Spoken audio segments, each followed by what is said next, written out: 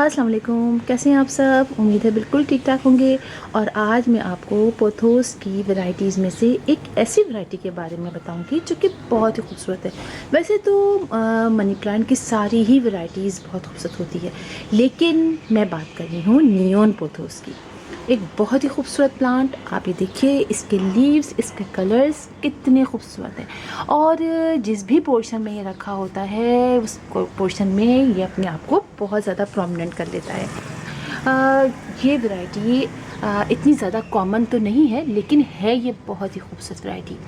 आप इसके कलर देखिए, इसके लीव्स के कलर बहुत खूबसूरत हैं और काफ़ी बड़े बड़े इसके लीव हैं। इसके लीव छोटे भी होते हैं और जैसे जैसे ये बढ़ता चला जाता है तो पहले तो इसके लीव्स बड़े होते हैं, लेकिन जब अब बहुत ज़्यादा ये बड़ा हो जाता है तो फिर इसके लीव्स छोटे होने शुरू हो जाते हैं। और फिर हम इनको दोबारा से इसमें से एयर लेयरिंग करके इसको दोबारा से हम या फिर ब्रांच लगा लेते हैं, या फिर एयर लेयरिंग करके हम इसको दोबारा से ग्रो करते हैं। तो दोबारा से फिर इसके जो नए नए लीव्स निकलते हैं वो ऐसे बड़े बड़े होते चले जाते हैं। मेरे पास ये वैरायटी बहुत ज़्यादा अरसे से तो नहीं है, लेकिन फिर भी बहुत अरसा, काफ़ी अरसा इसको हो गया है।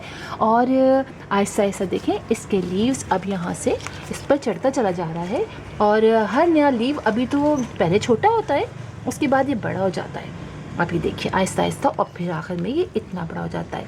ये इसकी केयर भी बिल्कुल वैसे ही की जाती है जैसे दूसरे मनी प्लांट की जाती है, लेकिन थोड़ा सा इसमें हमें ज़्यादा ख्याल रखना पड़ता है। वो ये कि इसको हम डायरेक्ट सनलाइट में बिल्कुल भी नहीं रखते हैं। इनडायरेक्ट सनलाइट में भी ऐसी जगह रखते हैं जहाँ हल्की इनडायरेक्ट सनलाइट आए। आप ये देखिए कि मेरे इसके अंदर दो तरह के मनी प्लांट लगे हुए हैं। एक ये वाला लगा हुआ है और एक ये नियॉन पोथोस लगा हुआ है। और ये प्लांट, जैसे मैंने बताया आपको, इसकी केयर भी आम दूसरे मनी प्लांट की तरह की जाती है, लेकिन बस थोड़ी सी बात का ख्याल रखता है। इसलिए कि ये जो मनी प्लांट दूसरा जो हमारा है और जो नॉर्मल हमारे घरों में होता है, उनमें थोड़ी बहुत डायरेक्ट सनलाइट आ जाती है तो वो बर्दाश्त कर लेता है। लेकिन इसको मेरी सजेशन है, आप बिल्कुल भी डायरेक्ट सनलाइट में नहीं रखिएगा, थोड़ी देर के लिए भी, और इनडायरेक्ट सनलाइट भी बहुत ज़्यादा नहीं कीजिएगा। और अगर आप इसके सॉइल की बात करें तो इसकी सॉइल हमें वेल ड्रेन लेनी है। दूसरे प्लांट्स की तरह हमें इसकी सॉइल वेल ड्रेन लेनी है। और इसके बाद लोकेशन की तो मैंने बात कर ली आपसे ना। तो आप अगर इसको इंडोर रखें, इंडोर अगर आप रखेंगे तो उसको आप ऐसी जगह पे रखेंगे जहाँ हल्की सी इनडायरेक्ट सनलाइट आए, रोशनी हो जहाँ पे। अब बिल्कुल ऐसी जगह नहीं रखिएगा कि मैंने कहा कि इसको इंडोर रखना है तो आप बिल्कुल अंधेरी जगह पे रख दें, तो फिर ये प्लांट ख़राब हो जाएगा। लिहाजा आपने इसको ऐसी जगह पे रखना है जहाँ पर इनडायरेक्ट सनलाइट, तो मतलब वहाँ पर थोड़ी सी सनलाइट आए, या समझिए आप ट्यूबलाइट की लाइट ज़्यादा देर जलती हो, तो वहाँ ये बहुत अच्छी तरीके से ग्रो करता रहता है फिर। और हमने उसकी बात कर ली सॉइल की, तो सॉइल इसकी अच्छी आप रिच बनाइएगा। आप उसमें ले लीजिएगा, जैसे मैं बताती हूँ आपको, देखिए आप लीजिएगा 50% आप सैंड ले लीजिएगा, 25% आप सैंड लीजिएगा, 25% आप कोकोपीट लीजिएगा, 25% आप कॉम्पोज लीजिएगा और 25% आप गोबर की खाद लीजिएगा। तो हर चीज़ 25% लीजिएगा और बहुत अच्छी इसकी सॉइल आप बनाइएगा। और जब भी आप इसको लगाइए तो आप जो ये इसका जो आपको क्वार्किस्टी के बीच में लगाइए, बिल्कुल बीच में, सेंटर में। और इसके अतराफ़ में आप इसके ज़रा सा थोड़े से फासले पर आप इसके ब्रांचेस लगाइए। बिल्कुल कंजे से जोड़ के नहीं लगाएगा, थोड़े से फासले पर लगाएगा, थोड़े से। और देखिए यहाँ से ये मैंने थोड़े थोड़े फासले पर इसको ये लगाया हुआ है। और दूसरी बात ये कि पानी डालने का, हाँ, आपको बहुत ख्याल रखना है। पानी आपने इसको बहुत ज़्यादा नहीं डालना है। आप जब देखें कि ऊपर की सॉइल खुश्क हो गई है थोड़ी सी, आप फिंगर से चेक कर लीजिए, थोड़ी खुश्क हो गई है तो आप इसको पानी डालिए। अगर आप ओवर वाटरिंग करेंगे तो ये इसके लीव्स नीचे से स्टेम जो है वो गलना शुरू हो जाएगा और इसके लीव्स भी बड़े बड़े नहीं होंगे। तो वाटर बहुत ज़्यादा नहीं डालना है, चेक करके डालना है। जब आपको लगे कि हाँ भाई अब इसमें ख़त्म हो गया है, पानी काफ़ी खुश्क हो गया है, तो आप अब इतना भी नहीं खुश्क कीजिएगा, इतना भी कि इसकी लीव्स जो है वो टिप्स उसकी समझिए आप ब्राउन होने लग जाए, इतना भी नहीं। लेकिन आपको अंदाज़ा हो जाएगा जब आप इसको लगाएंगे ना, आप देखेंगे खुश्क हो गया है, थोड़ा सा हो गया है, तो आप इसको फिर पानी डाल दीजिएगा। इस तरह कीजिएगा।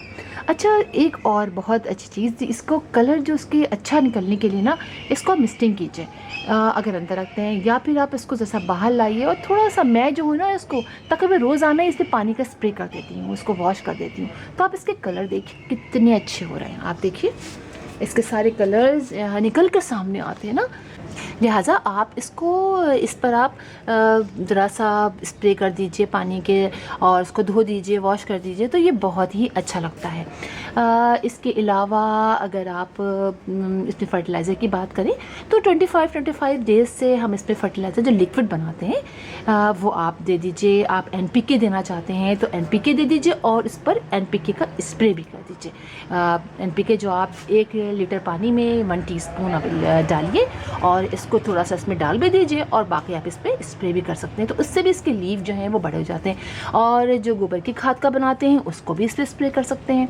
और इसके अलावा तो सब बातें मैंने आपको बता दी। बहुत प्यारा प्लांट है और आप इसको अपने गार्डन में ज़रूर ग्रो कीजिए।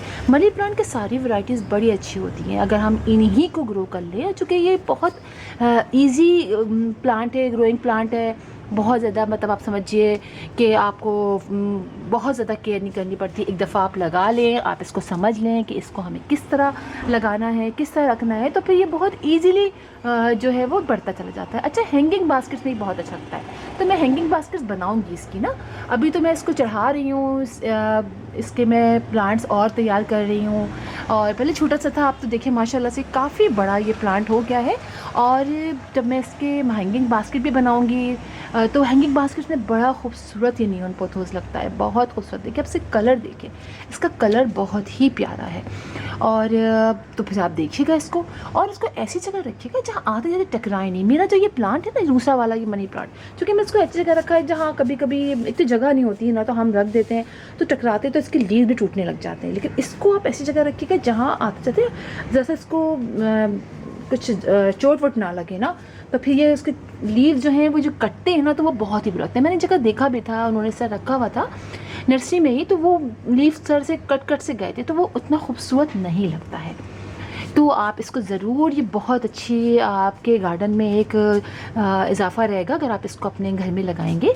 और कलर तो खैर माशाल्लाह से आप देखिए, मैंने यहाँ पर सारे ऐसे ही रखे हुए हैं जिनके कलर ज़रा से चेंज से होते हैं और उनमें ये बहुत ही खूबसूरत लग रहा है। तो फिर इंशाल्लाह आपसे मुलाकात होगी किसी और वीडियो में, किसी और टॉपिक के साथ। तब तक के लिए अल्लाह हाफिज़।